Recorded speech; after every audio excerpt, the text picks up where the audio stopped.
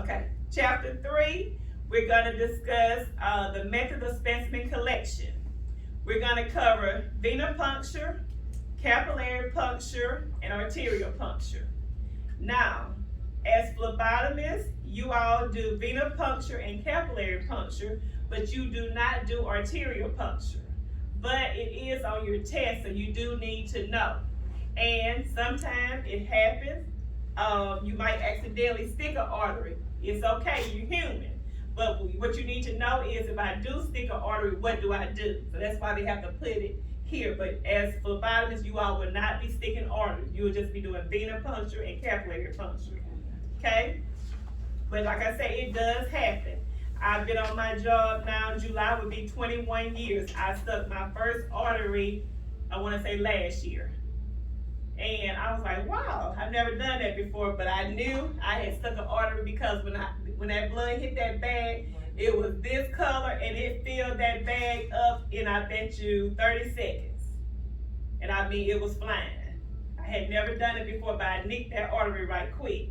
So you have to be careful. But the main thing is you don't panic, you stay calm so you can keep that person calm. And the main thing is you want to take care of that patient. You don't want them to faint. Yeah. And we're going to talk about all of that, okay? So, page 23. We're going to talk about methods of specimen collection. The collection of a specimen is a vital part in testing. It's required that the procedure is done properly in order to ensure accuracy of results and safety for patients and the phlebotomist. Positioning the patient in a safe and secure manner, it is important to avoid complications such as fainting. In general, the patient may be seated in a chair, but in some cases, such as when the patient is bound to the bed, the patient may be lying down. In phlebotomy, the positions where the patient is lying down may be described as supine or prone, and these are important to the phlebotomist. Now, you have two types of positions. We have number 1, supine position, then we have number 2, which is prone position. Supine is just how we sit right here now. We were in the bed right now. We are in the what position? Supine. The patient is lying face up on their back. That's how we are right now. We're in the bed. We're in the supine position. But now if we turn over, this is how I sleep at night. I sleep on my stomach. Now I'm in what position? I'm in the prone position. So let me ask you a question. If you came in my room, I just had back surgery yesterday. So the doctor has ordered that I sleep on my stomach. I cannot turn on my back because I probably have sutures in my back, right? So you come in my room, I'm on my back, I'm on my stomach, I'm in a prone position. You can't turn me on because you can't go against the physician's orders. How are you going to stick me as a phlebotomist? On your hand? On the dorsal part of my hand. You're going to stick me right here. Because you can't do this here, right? Yeah. You can't turn me over. So you're going to stick me in the dorsal part of my hand. So know that for test purposes. In a prone position, the patient is lying face down on their stomach and you will have to use the prone position. When drawing blood from the back of a patient's hand, the prone position may also be referred to as the hand of the patient with the palm facing down. When collecting samples of glucose or cholesterol testing, it's necessary for a patient to fast. What is fasting? No food or liquids for at least 12 hours before a procedure. If a patient ate a meal before a procedure, it could do what? It can interfere or throw your labs off. Exactly. Glucose level is the most commonly requested time specimen. A breakdown of glucose is referred to as a glycolytic action. Then it tells us that the 3 general methods of collection in specimen is venipuncture, capillary puncture, and arterial puncture. So let's talk about venipuncture for a few minutes. Venipuncture. Everybody always miss this question, so please do not. The definition for venipuncture is the collection of blood from veins through the use of a needle and a syringe. The procedure is usually chosen when there's what kind of amount of blood? Large amount of blood. I don't know why, but people always miss this question. Venipuncture is chosen when there is large amount of blood is required for testing, such as cholesterol, glucose, and other blood chemistry determination. But remember, it's when we're taking large amounts of blood. If blood is collected to determine the level of medication, the blood should be collected just before the next dose of medication. So, okay, you come in my room, I have to take this medicine. Just for example, the doctor has ordered that he needs to know my levels. Before I take my next dosage, you need to draw my blood. That's what they're saying. So it says if blood is collected to determine the level of medication, the blood should be collected just before the next dose of medication. You all understand that? Mm-hmm. Okay, that's if you're doing a level of medication drop. When explaining the procedure as to what arm is to use, always refer to the patient's right or left arm. Always be specific. So some equipment that we're going to use to do a venipuncture. We're going to use gloves. Everybody know what gloves are, right? Yes. Here's a set of gloves. In parentheses, what does it say? Gloves are to be put on in front of the patients to do what? Reassure safety. Highlight this. That's a test question. But you know, with this COVID virus going on now, you have to change your gloves so many times. Please do it. These people now, they're scared. I know everything is calming down some, but they're afraid. If you drop your gloves on the floor, please do not pick those gloves up and put them on. Leave them on the floor until you finish your procedure. But they will call customer service. They will call your supervisor and say, this person did not change their gloves. They used their gloves on you. Then they came over here to me and I watched them. They did not use their gloves. They are watching everything that you do. Sanitize in between. Okay, take the time. It only takes 2 seconds. But always put your gloves on in front of the patient to reassure safety. Don't leave another room, walk into the room you already have on your gloves and don't change them because they don't know where you've been. Okay? So, then you have evacuated collection tubes. You all have tubes at your table in your little caddy. These are tubes. You have different color tubes. Then you have needles. There are different type of needles. You all have needles in your caddies too. We're gonna start using all of this equipment today. These are needles. You have what we call a holder or an adapter. This is your holder or adapter. You have 2 different types of holders or adapters. You have one that has a needle protector, which is this here. Then you have one that does not have a needle protector. Let me show you the difference between the 2. This needle here has a protector. See the little pink? That's a needle protector. It will go with this hub because it does not have one. Okay? But this needle here, see how this needle does not have a protector on it? It will go with your hub or your adapter that has the protector. And this is just keeping you, after you do your venipuncture, keeping you from getting stuck. Okay? That's the needle holder or adapter. Then you have a syringe. We'll show you a syringe when we start practicing. Tourniquet. That's your tourniquet. This is what we use to, and look in parentheses, it says a tourniquet can cause what? Blood to pool. Highlight. So you should have gloves highlighted because it reassures safety. Tourniquet can cause your blood to pool. Alcohol wipes. You all have alcohol wipes. Everybody know what alcohol is? Then we have what they call gauze sponges. I call them 2x2s. You have bandages and tape. I didn't put it in my caddy, but you all know what tape is. And then you have your needle disposable unit, which is your shorts container, right? The reason why we go over this list, you're gonna be using this here before the day is out, but we want you all to be able to use the correct name and the terminology. We don't want you out on the floor saying, hey, will you pass me a whatchamacallit? Because it happens. You know, we do better because we know better. Yeah. This is called an adapter or a holder or adapter. That's what all it's called. Needle. Okay? Tourniquet. Not rubber band. Tourniquet. Okay? Okay. Let's go to page 24. Site selection. So we know that we check our blood pressure on the inside of the elbow, and on the inside of the elbow we have a brachial artery. So now for a site selection, when we check it for a vein, we're gonna be in the same area. And it says, in general, the median cubital vein of the arm is the most preferred. So what they mean by this here is, let me use your arm. Okay.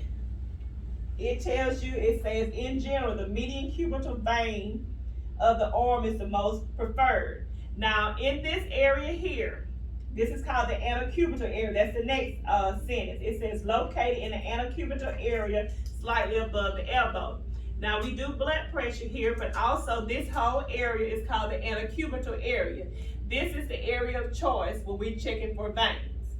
As phlebotomists, we start here, and in this area, it's called a median cubital vein of choice. Also, there's a brachial artery that we're listening to for blood pressure. Now, as phlebotomists, we start here, we start in the middle, we work our way out. Okay? We do not work our way up, we only work our way down. Okay? But we start here in this area. The vein of choice is the median cubital vein, which is normally right mid-center. Then this whole area is called the antecubital area. Okay? And that's almost like a H. Yes. Okay. It's like making an H. You want to start in the middle, work your way out. Then, if you don't feel a vein here, go down. We don't go up. Now, if you all decide to go back to nursing school, yeah, you can go up and everything, but as phlebotomists, we go down. Okay? If you don't feel anything when you go down, then we go to the hand. Okay? Or if they eat up like me, you gotta go to the hand anyway. Okay. And in the hand, we use what? The butterfly. Butterflies. Yeah. Very good. Okay, so let's highlight. In general, the median cubital vein of arm is the most preferred. It's located in the antecubital area, slightly below the elbow. If the arm vein cannot be used, then the basilic vein or the dorsal hand vein is acceptable for puncture. That's what we just talked about. Areas to avoid when you're doing a venipuncture, you want to avoid hematomas and scars.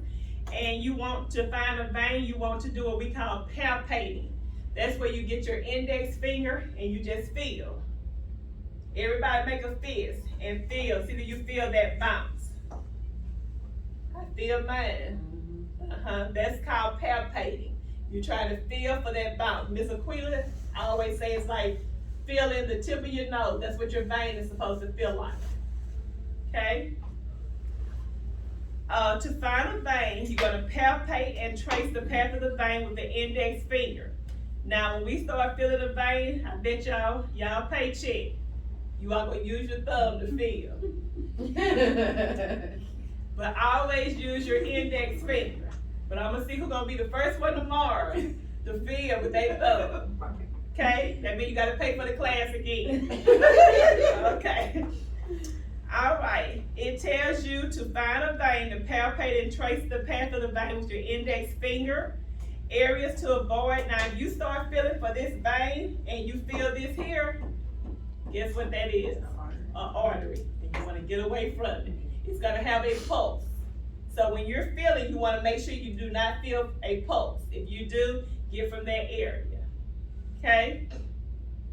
If no superficial veins are apparent, blood may be forced into the vein by massaging the arm from the wrist to the elbow, tapping the site with your finger, or applying warm cloth or lowering the extremity over the bedside. So what they mean by this here, just say, like you say, your veins are hard to find. So the first thing we're going to do is we're going to tie a tourniquet to your arm. We're going to palpate. Well, I don't feel anything, so I'm going to try to trick the vein. I'm going to, what is that? The first thing to do is, where is it at? Massage the arm from the wrist. This is what they mean. I'm trying to force blood into your veins. This is called massaging. If that doesn't work, I'm gonna tap. You all seen this before? Yes. They're trying to get your vein to come up. They tap it. They're on the back of your hand. They tap it. I'm trying to trick your veins, make that vein come up. Then if that doesn't work, you can apply warm cloth if it's available. You may not have warm cloths available, but if you do, you can get a warm cloth, place on her hand to see if that vein will come up to surface. Then it says you can lower the extremity over the bedside. I might have to get her to bring her hand down so I can try to get that vein to pop up. But those are just different tricks that you can use to get the vein popped up. I had to use the massaging yesterday on a lady. Her vein would not pop up. I had to keep on massaging it until that vein came to surface. Okay? All right. Go to procedure. You want to approach the patient in a friendly manner. Good morning, my name is Pamela. Get you to state your name for me. Identify the patient. You're going to verify, check to see if they have any allergies. You're going to have a requisition form. You're going to position the patient in the chair or the bed. You're going to apply the tourniquet how far up on the arm? 3 to 4 inches above the selected puncture site. Highlight this. We're going to tie our tourniquet 3 to 4 inches. You're going to instruct the patient to make a fist. Prepare the patient with their arms with alcohol prep. Alcohol should be dried for how long? 30 to 60 seconds. Highlight before the puncture site. You're going to anchor the selected vein. That means we're going to pull the skin back so that vein will not move. That's called anchor the vein. The needle should be inserted with an angle of what? 15 to 30 degree angle with the bevel side up. So what they mean by this here,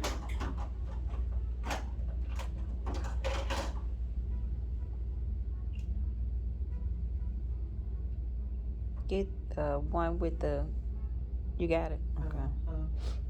okay. Let me use the other one. Okay. So.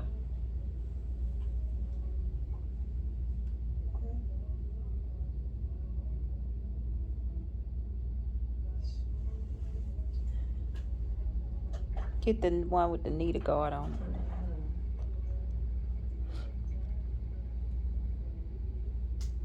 There we go. Okay, you see that eye of the needle? That's bevel side up. So if I'm gonna stick you, I'm gonna stick you with the eye facing my eye. That's called bevel side up. And when I go in, I'm going in at a 15 to 30 degree angle. Okay? But you want your eyes looking at the eye of the needle. If I stick you like this here, with the bevel down, it's gonna hurt, and then I'm not gonna get any blood, because I have the needle wrong. Okay? See the eye of the needle? That's called your bevel. And same thing, I'm gonna stick you, bevel up. Okay, and I'm going in at a 15 to 30 degree angle. We do not nose dive. We're gonna go in at a 15 smooth 30 degree angle. Okay, sorry. Bevel side up, see the eye of the needle? You wanna have that eye facing your eye. Same thing, we're gonna stick you at a 15 to 30 degree smooth angle. And see the eye, if I stick you the wrong way, that's the wrong way. You wanna be looking at the eye, okay? Bevel of the eye, you don't wanna stick with the bevel down. You want bevel up. And you're going in a smooth 15 to 30 degree angle. Okay? Any questions? Anybody scared of needles? No. Okay. Some people said they didn't know who's gonna be using needles in here. Mm-hmm. So how did they know we're gonna learn? That's what they say. So, remember, tourniquet is to be tied how many inches above? 3 to 4. Oh, let me show you this here. Okay, remember, this is your antecubital area. I'm tying 3 to 4 inches above. And the tighter I tie, the more that vein will pop up. And then I palpate. But tourniquet is tied 3 to 4 inches above the site, okay? And you wanna tie where after you remove your tourniquet, you pop your tourniquet, it just pops completely out. We're gonna teach you how to do this today, but you all already know how to tie a tourniquet, right? Okay. Tourniquet 3 to 4 inches above. Alcohol is to dry how many seconds? 30 to 60 seconds. So, if this here was my antecubital area, you're going to start right in the middle where that vein is, and you're gonna go in an outward motion. That's how you clean. You don't clean like this, the only thing we're doing is bringing dirt right back, right? We're gonna start in the middle, work our way out, let it dry 30, 60 seconds. We're not allowed to touch this site until the needle is up under the skin, then I can do whatever I want to. I know you all have gone to the doctor, they cleaned your site, popping their gums. Yeah. They clean the site, then they do this here to dry, right? So what are they doing? Contaminating your site. The proper way is, I'm gonna start in the middle, go in a concentric circle, let it dry for 30 seconds, do my stick. If I miss your vein, that's fine, then I can touch. But I'm sure you all have seen this here too. It's still wrong. But it happens. Yeah. Well, mine don't even have no glove. I'm like, you ain't gonna wear no gloves. So now you all know the proper way. Yeah. The proper way is I'm gonna place my gloves on in front of you. Yeah. I'm going to clean the site. I'm gonna let it dry for 30 seconds.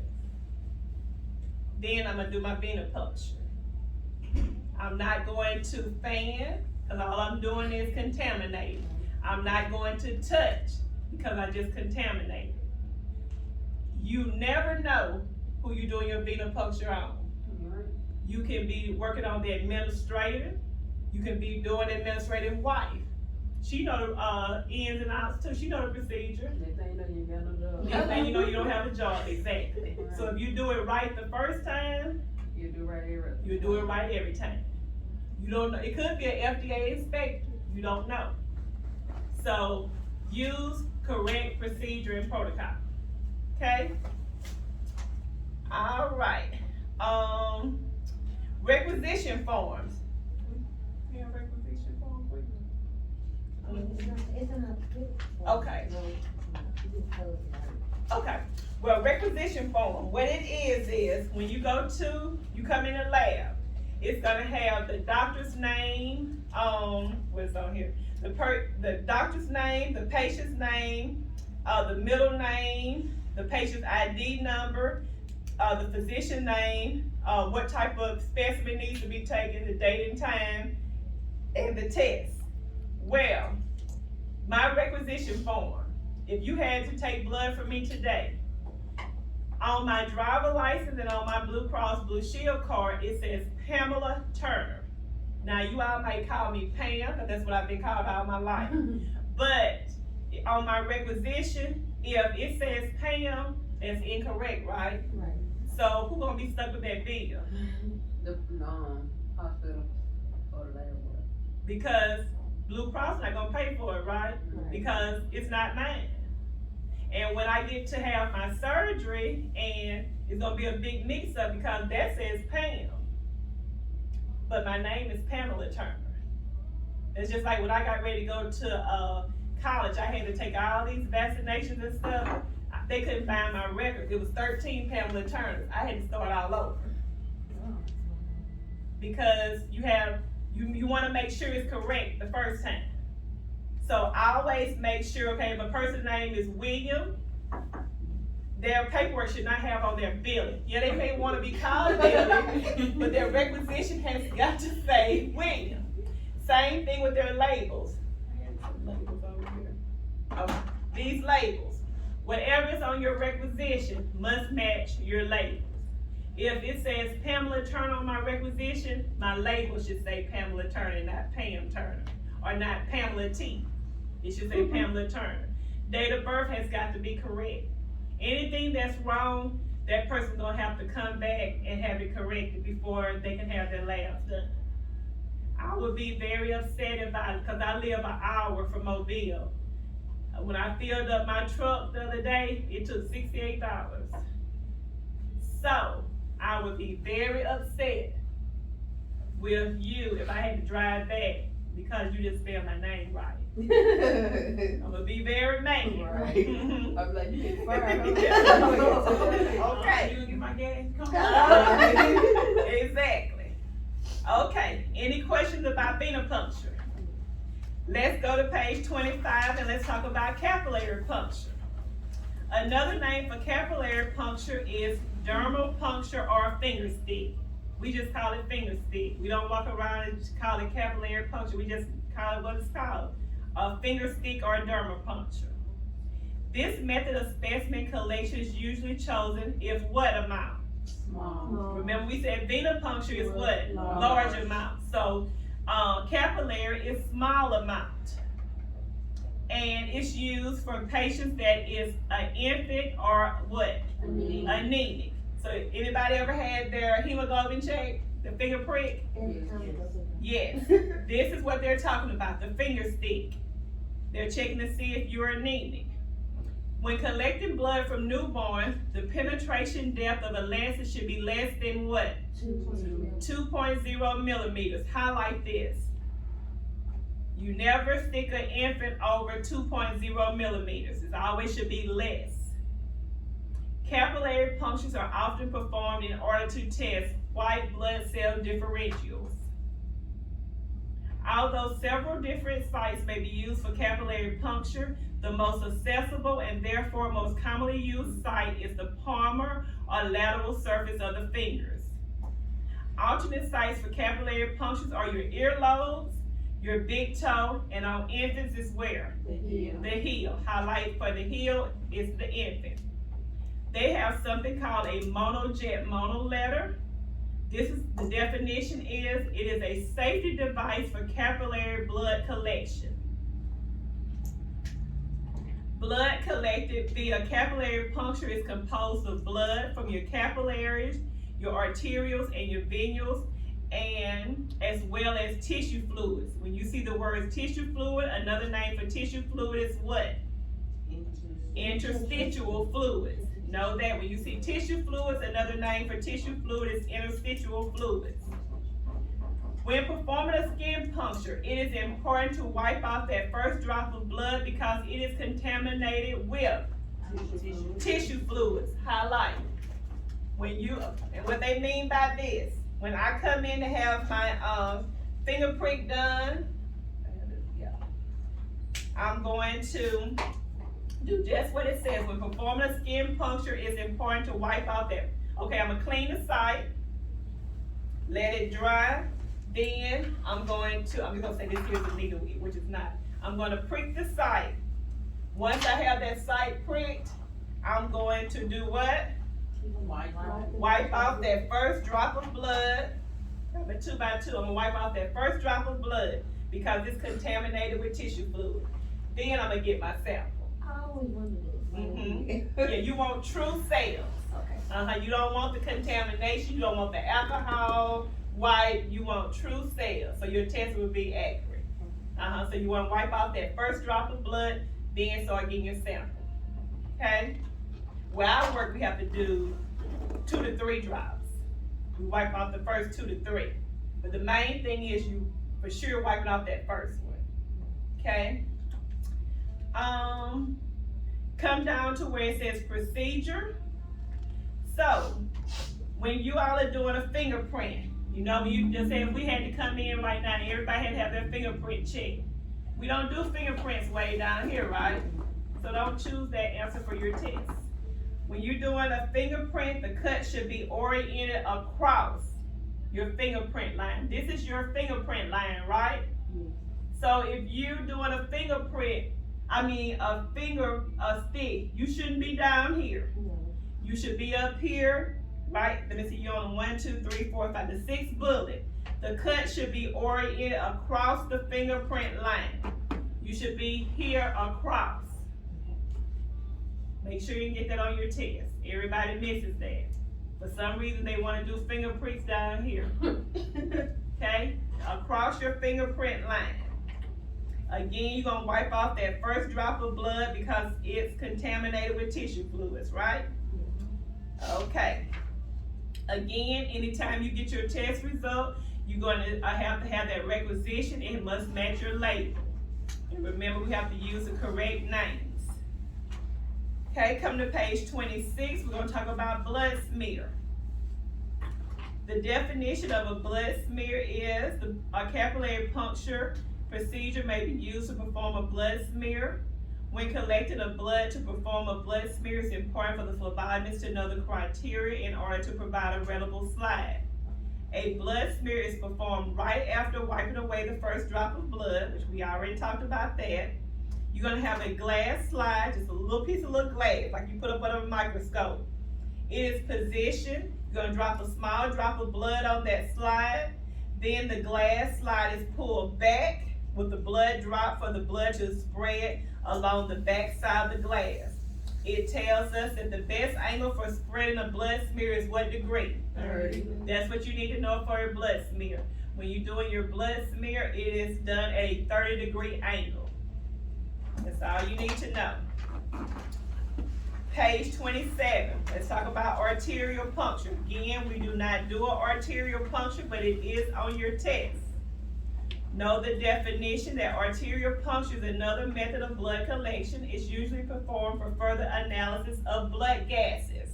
This is what respiratory therapist does. The procedure is similar to a venipuncture with the exception.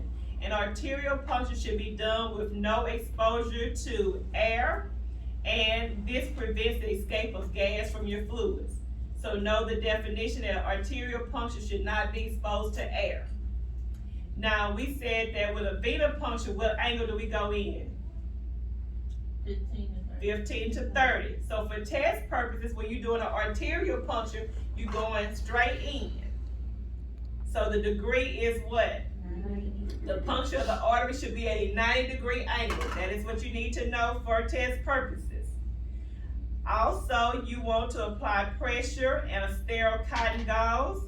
Check that the bleeding has stopped. This is the last step in every procedure, but it's very important when you're doing an arterial puncture because you do not want that person to bleed out because you have just stuck their artery, correct? So know that you want to check to make sure that the bleeding has stopped, and this is the last procedure in every procedure we do, whether it is a venipuncture or capillary puncture. Again, you want to make sure that the requisition and the label does match. Come down to the last bullet on page 27. It tells you that with the label, automated systems may have labels that use barcodes, and these are more reliable.